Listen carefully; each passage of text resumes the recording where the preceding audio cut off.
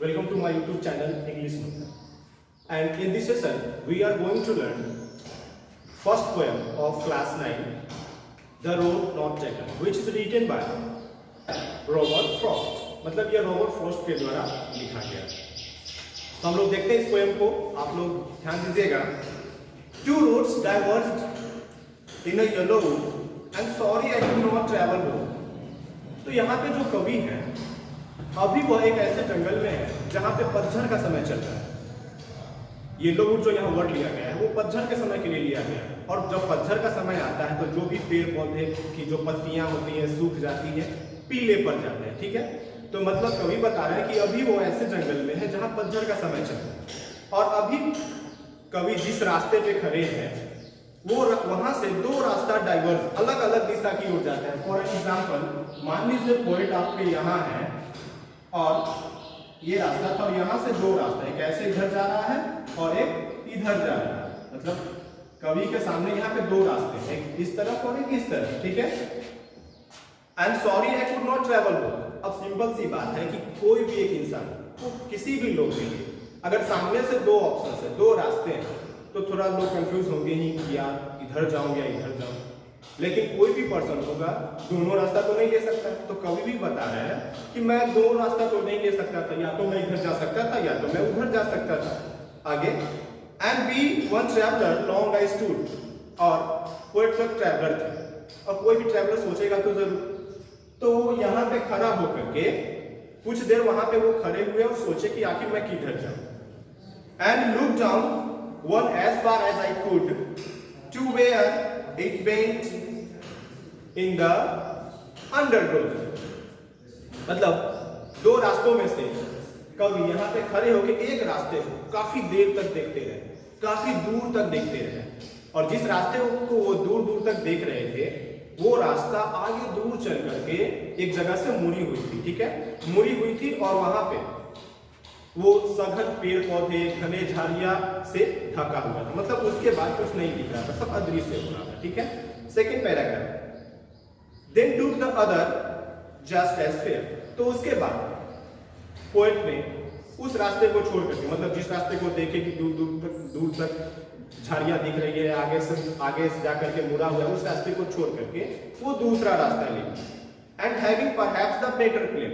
और कवि बता रहा है कि उन्होंने काफी सोच समझ के दूसरा रास्ता लिया और कवि को ऐसा लगा कि नहीं भाई यही रास्ता मेरे लिए बिल्कुल परफेक्ट है, बिल्कुल सही है, मतलब मेरे लिए ये चुनाव बिल्कुल सही है। Because it was grassy and wanted wear. ठीक है, बिकॉज इट वॉज ग्रेस। अब कवि बता रहे हैं कि वो ये रास्ता लिए, तो क्यों नहीं? क्योंकि ये काफी ग्रेसी था। ग्रेसी कहने का मतलब होता है घास से भरा हुआ।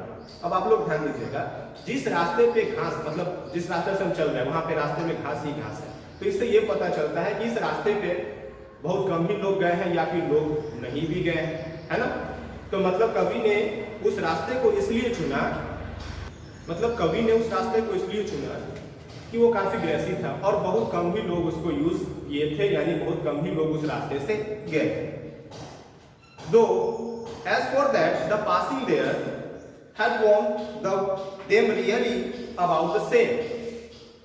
और कुछ दूर आगे उस रास्ता में चलने के बाद कवि को ऐसा लगा कि नहीं ये रास्ता भी तो बिल्कुल वही रास्ते जैसा लग रहा है। क्यों? क्योंकि इसमें भी लग रहा है कि कुछ लोग इस रास्ते से भी गए हुए हैं। ठीक है, उनको घास देख करके, वो रास्ता देख करके ऐसा लगा कि इस रास्ते से भी कुछ लोग गए हुए हैं, मतलब ये रास्ते भी बिल्कुल उसी वाले रास्ते के ही तरह है। आई होप आपको अच्छे समझ में आ रहा है। अब हम लोग थर्ड पैराग्राफ देख रहे हैं। And both that morning equally lay in leaves, no step had trodden black। ठीक है, अब ठीक उसी समय, उसी दिन, मतलब अभी तो पोएट वहां से चल पड़े, ठीक उसी दिन सुबह में उनके वहां से चलने से पहले की सिचुएशन वो बता रहे हैं कि उसी सुबह जब वो इस पॉइंट पे खड़े थे तो जब यहां से वो दोनों रास्ते को देखे थे तो दोनों रास्तों में लीव्स यानी पत्तियां बिखरी हुई थी, घास थे, जिनको देखने से ऐसा लग रहा था कि ठीक आज सुबह अभी तक इस रास्ते से कोई नहीं गया। ठीक है, oh I kept the first for another day. अब जब कवि दूसरे रास्ते पे निकल चुके थे तो वो पहले वाले रास्ते के बारे में सोचते हैं जिस रास्ते को उन्होंने छोड़ दिया है, वो सोचते हैं कि एक दिन ऐसा आएगा या फिर मैं कभी उस रास्ते में जरूर जाऊंगा। ठीक है, कभी ऐसा सोच रहे हैं जिस रास्ते को वो छोड़ दिए हैं कि एक दिन मैं उस रास्ते से जरूर गुजरूंगा या फिर वहां जरूर जाऊंगा। Yet knowing how may leads on to way, I doubted if I should ever come back. लेकिन पोएट यह भी सोच रहे हैं कि ऐसा भी हो सकता है कि मैं उस रास्ते में कभी जा भी ना पाऊं। क्यों? क्योंकि कभी अभी जिस रास्ते में चल पड़े हैं वो भी रास्ता तो आगे जाकर के 2-3 रूट्स में आपका डाइवर्स हो सकता है। ठीक है, मतलब कभी जाने के क्रम में ऐसा सोच रहे हैं कि एक दिन मैं उस रास्ते में जरूर जाऊंगा, लेकिन फिर उन्हें इस बात पे शक भी है कि ऐसा भी हो सकता है कि मैं उस रास्ते में कभी जा भी ना पाऊं। ठीक है, तो हम लोग देख रहे हैं 4th paragraph.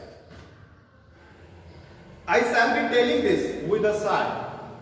Somewhere ages and ages hence, 2 roads diverged in the wood, and I took the one less traveled by, and that has made all the difference. अब देखो 4th पैराग्राफ में पोएट क्या बताना चाह रहा है। वो बता रहा है कि भविष्य में मैं इस बातों को, मतलब अभी जो पोएट के साथ हुआ कि वो एक समय ऐसा था कि वो येलो वुड में थे, एक ऐसे समय जगह पे पहुंचे जहां से 2 रोज डाइवर्ज हो रहे थे, फिर उन्हें अपना एक चॉइस बनाना था कि आप इस रास्ते में जाओगे या इस रास्ते में जाओगे। तो यहाँ पे पोएट बता रहे हैं कि मैं भविष्य में इन बातों को, अब यहाँ पे एक वर्ड आ रहा है विद अ साई क्या होता है? जैसे मान लीजिए अभी आपकी जो भी उम्र है या जो भी सिचुएशन है, अभी आप बहुत कठिनाई वाले दौर से गुजर रहे हैं, आपका इकोनॉमिकल कंडीशन ठीक नहीं है, काफी मेहनत करके आप पढ़ रहे हैं जैसे तैसे, तो मतलब आप काफी परेशानी में चल रहे हैं। एक समय आएगा भविष्य में जब आप अभी के सिचुएशन को अपने अनुसार ढालते हुए जॉब कर लेंगे, लाइफ में सेटल्ड हो जाएंगे, आपका विवाह हो जाएगा, आपके बच्चे होंगे, तो उस समय आप ये बात को जब याद आएगा तो कितना गहरा, मतलब आपको गहरी सांस लेकर के कि देखो वो सिचुएशन था, मैंने उसे क्रैक किया है ना।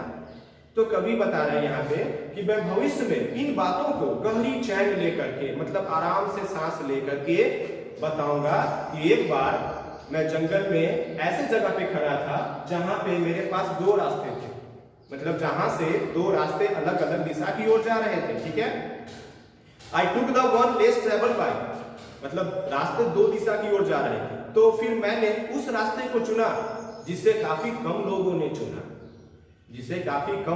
चुना, और शायद उसी रास्ते चुनने के वजह से आज मुझ में और बाकी लोगों में एक बड़ा अंतर आ गया। तो आप लोग ध्यान दीजिए कि आखिर यह जो पोयम है उसका थीम क्या होता है, आखिर कवि यहाँ पे कहना क्या चाहता है। तो ध्यान दीजिए, यह जो पोयम है एक प्रकार का symbolic poem, as like inspiration दे रहा है आपको। फॉर एन एग्जाम्पल, मान लीजिए आप अभी 10th में हैं, ये मान लीजिए यहाँ पे पोएम नहीं है, आप 10th में हैं, अदरवाइज आप 12th में। ठीक है, तो जब कोई बच्चा 12th पास कर जाता है तो उसके लिए भी कई सारे ऑप्शंस खुलते हैं, as like medical, sports, politics, hospitality management, medical, बहुत सारे क्या बोला जाए वहां पे उनके लिए फील्ड है ना। लेकिन यहाँ पे यानी वो जो बच्चा होता है उसको अपने टैलेंट के अनुसार, रास्ते तो कई है, कोई एक रास्ता चुनना पड़ता है, मतलब उन्हें चॉइस लेना पड़ता है, उन्हें चॉइस बनाना पड़ता है, और चॉइस बनाना पड़ता है अपने बुद्धि के अनुसार, अपने टैलेंट के अनुसार। ठीक है, चॉइस बनाना पड़ता है, कोई एक रास्ता डिसाइड करना होता है। जैसे कि इस पोयम में कवि ने भी एक रास्ता डिसाइड किया, और कवि ये सोच के डिसाइड किया कि मेरे लिए काफी बेहतर है, तो आपको भी अपने अनुसार से एक रास्ता चुनना होता है। ठीक है, अब जैसे पोयम में हम ये भी बात देखे थे कि कवि एक रास्ता को चुने, आगे जाकर के उन्हें याद आया कि वो पीछे वाला रास्ता मैं एक दिन जरूर जाऊंगा, लेकिन फिर कभी सोचते हैं शायद मैं कभी आ भी नहीं पाऊं उस रास्ते में। बिल्कुल ये संभव भी नहीं है। जैसे मान लीजिए आप 12th में गए, आप मेडिकल स्ट्रीम से पढ़ाई कर रहे हैं, ऐसा नहीं हुआ कि मेडिकल स्ट्रीम आप 2 साल पढ़ लिए फिर आपको याद आया नहीं मैं इसको छोड़ करके मैं कॉमर्स में चला जाता हूं, तो क्या ये संभव है? बिल्कुल संभव नहीं है। अगर आप इधर से छोड़ के इधर जाइएगा तो आपके और दूसरे लोगों के बीच में क्या होगा, जैसे एक महान अंतर आता है पॉजिटिव और निगेटिव वाला अंतर आ जाएगा, मतलब आपका तो लाइफ कहीं रहेगा नहीं, आपका फ्यूचर बर्बाद ही हो जाएगा। अगर आप एक रास्ते पे अपना चॉइस बनाते हो, मेहनत करते हो, उसी रास्ते पे बिना रुके हुए टायरलेसली आगे बढ़ते हो, तो एक समय आता है कि आपको कोई हरा नहीं सकता, आप सबसे आगे होते हैं। क्यों? क्योंकि आपने अपना चॉइस बना लिया है। कहने का मतलब against difficulty some people break but we break record. So like this way you have to choose the correct way and find the perfect path for your future. तो मतलब ये स्पष्ट है कि पोएट बताना चाह रहे हैं कि आपके सामने ऐसी सिचुएशन आई तो आपको सिचुएशन को अच्छे से हैंडल करना है और अपना चॉइस खुद बनाना है। और कठिनाइयों के सामने टूटना नहीं है, बल्कि हमें कठिनाइयों को तोड़ देना है। ठीक है, तो आई होप आपको अच्छे से ये पोएम समझ में आया होगा। तो आप इसे अच्छे से घर पे समझ लीजिएगा, रिवाइज कर लीजिएगा, और तब तक आप मेरे चैनल इंग्लिश मंत्रा को सब्सक्राइब जरूर कर लीजिएगा। Thank you.